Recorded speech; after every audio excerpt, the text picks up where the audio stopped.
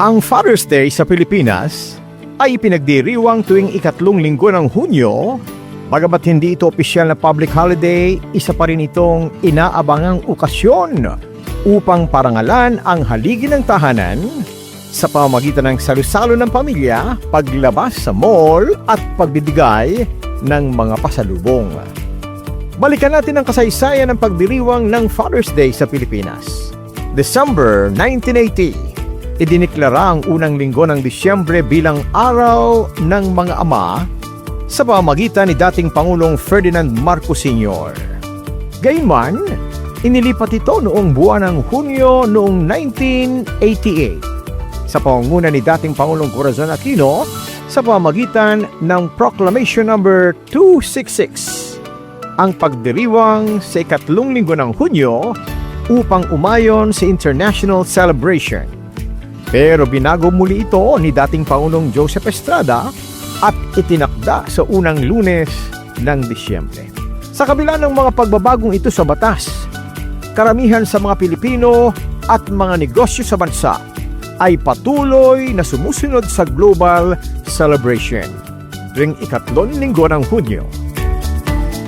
Dito sa Pilipinas, narito ang mga katawagan ng mga Pilipino sa dakilang ama. Tatay, pinakakaraniwan at formal na tawag sa ama. Papa, mas malambing at karaniwang gamit sa ilang pamilya. Itay, tradisyonal at makalumang tawag sa ama. Daddy, modern at malimit gamitin ng mga bata. Dada, mas batang version ng daddy at karaniwang gamit ng maliliit na bata. Amang, formal at makata o panitikan ang dating. Tatang, regional o makalumang version ng tawag sa ama na ginagamit sa ilang lalawigan.